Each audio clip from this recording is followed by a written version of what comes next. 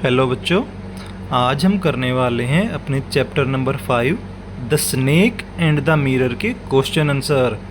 पिछले सेशन में हमने इस चैप्टर की समरी को किया था, जिसमें बड़े ही छोटे छोटे पॉइंट बनाए गए थे आपके लिए, ताकि आप आसानी से उन्हें याद कर सको। आई होप कि आपने उनको अपनी नोटबुक में लिख लिया होगा। इन क्वेश्चनों को साथ के साथ अपनी नोटबुक में लिखते जाएं और समझते भी जाएं। तो चलिए शुरू करते हैं। पहला क्वेश्चन है, what sound did the doctor here? Doctor को किस प्रकार की आवाज़ सुनाई दे रही थी? Why did the sound stop? लेकिन फिर वो आवाज़ क्यों रुक गई? ये पर्सन उस टाइम का है जब डॉक्टर अपने कमरे में बैठा हुआ था, तो उसको कुछ आवाज़ें आ रही थी। तो आंसर देखते हैं। The doctor heard the sound of rats. Doctor को अपने कमरे में चूहों की आवाज़ें सुनाई दे रही थी। हमने लेसन में पढ़ा था कि उसके कमरे में बहुत सारे चूहे थे, जो हर सामान के ऊपर इधर उधर भागते रहते थे। The sound was a familiar one.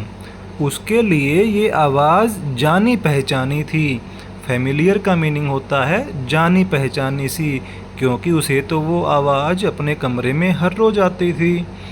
Suddenly, suddenly का मीनिंग होता है अचानक से। There came a sound like a rubber tube has fallen.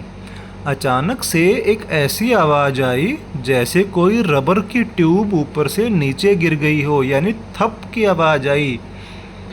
The sound stopped after the appearance of the snake. लेकिन जैसे ही वहाँ पर सांप आया, यानी कि चूहों ने जैसे ही सांप को देखा तो सब गायब हो गए। ऐसा होने से वहाँ पर जो चूहों की आवाज़ थी वो बंद हो गई, यानी सब चुप होकर सन्नाटा छा गया। तो वो जो गिरने की आवाज़ थी वो सांप के गिरने की आवाज़ थी, कोई ट्यूब नहीं गिरी थी, कहीं से एकदम से वो सांप नीचे गिरा था। सेकंड क्वेश्चन देखते हैं। What two important decisions did the doctor take while he was looking into the mirror? जब डॉक्टर आईने के सामने बैठा हुआ था तो उसने क्या दो महत्वपूर्ण निर्णय लिए कि मैं दो क्या काम करूं? क्या सोच रहा था वो आईने के सामने बैठकर? आंसर देखो। The doctor decided that, doctor ने यह निर्णय लिया था कि ही वुड शेव डेली, कि अब वो हर रोज़ अपनी दाढ़ी बनाएगा। एंड ग्रो अ थिन मस्टैक, और पतली पतली मूछें भी रखेगा। टू लुक मोर हैंडसम, ताकि वो और भी ज़्यादा सुंदर लगे। And always keep that attractive smile on his face, और हमेशा अपने चेहरे पर एक अच्छी मुस्कान रखेगा। ये उस समय की बात है जब वो बैठकर अपने आप को और भी ज़्यादा सुंदर और अट्रैक्टिव बनाने के बारे में सोच रहा था। तो उसने दो इम्पोर्टेंट बातें सोची थी। पहली बात थी कि मैं डेली सेव करूँगा और पतली पतली मूछें रखूँगा ताकि मेरा चेहरा सुंदर लगे। और दूसरी बात उसने सोची थी कि मैं अपने चेहरे पर हमेशा स्माइल रखूँगा ताकि और भी ज़्यादा अट्रैक्टिव लग सकूँ। क्वेश्चन नंबर 3 है, how did the doctors thought change at the end of the lesson? पाठ के आखिर में डॉक्टर के विचार क्यों बदल गए? थॉट का मीनिंग यहाँ पर है विचार। डॉक्टर अपने आप के बारे में जो सोच रहा था, पहले कुछ और सोचा था, लेकिन चैप्टर ख़त्म होते होते खुद के बारे में उसके विचार बदल गए। क्या बदला था? चलो देखते हैं आंसर में। The doctor thought that he had a good smile when he first smiled. जब डॉक्टर पहली बार आईने में देखकर मुस्कुराया था तो उसे लगा था कि उसकी हंसी बड़ी अच्छी है, उसका चेहरा बड़ा सुंदर है।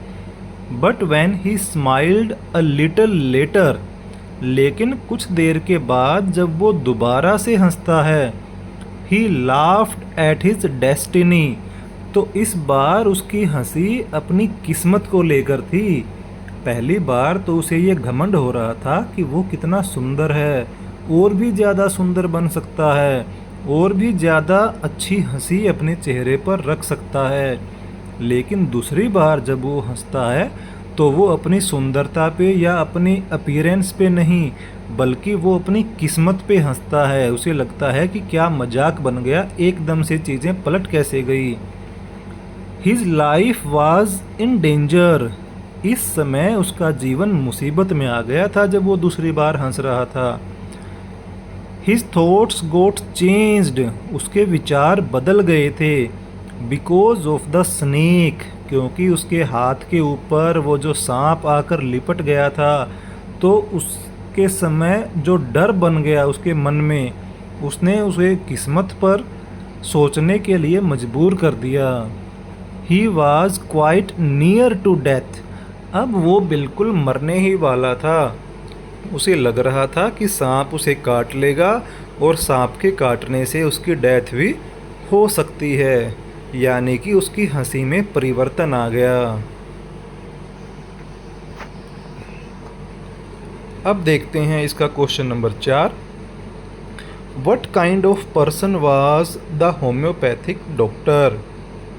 जो होम्योपैथिक डॉक्टर था वो किस प्रकार का इंसान था, यानी हमें यहाँ पर उसके कैरेक्टर के बारे में लिखना है, उसके बिहेवियर के बारे में लिखना है। The doctor was a poor man. तो वो जो डॉक्टर था वो एक गरीब आदमी था। He did not have much money. उसके पास ज़्यादा पैसा नहीं था। His house had no electricity. उसके घर में तो बिजली तक नहीं थी। It was a small rented room. ये किराए पर लिया गया एक छोटा सा कमरा था। He had about 60 rupees in his suitcase. वो अपने पास जो सूटकेस रखता था उसमें भी लगभग 60 रुपये ही थे। But he wanted to be a handsome person. लेकिन वो चाहता था कि वो एक सुंदर अट्रैक्टिव इंसान बने। So he decided to shave daily and grow a thin moustache. इसीलिए वो निर्णय लेता है कि मैं डेली दाढ़ी बनाऊंगा और पतली पतली मूछें रखूंगा। थिन का मीनिंग होता है पतला, मस्टैक का मीनिंग होता है मूछें। He also wished to accumulate wealth.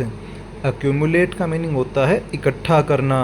Wealth का मीनिंग होता है धन दौलत या पैसा। उसकी ये इच्छा भी थी कि वो धन दौलत और पैसा भी इकट्ठा करे। तो इससे हमें पता चलता है उसके कैरेक्टर के बारे में कि वो कितना खुद के बारे में सोचने वाला इंसान था। तो ये थे इस चैप्टर के क्वेश्चन आंसर। हमने ज़्यादा नहीं किए क्योंकि हमारे ज़्यादातर क्वेश्चन आंसर हमारी समरी में ही कवर हो गए हैं, इसलिए उनको बार बार लिखने का कोई बेनिफिट नहीं है। तो आपको समरी भी लिखनी है जो हमने पिछले सेशन में की थी, और ये चारों क्वेश्चन आंसर भी अपनी नोटबुक में लिख लेने हैं। Thank you.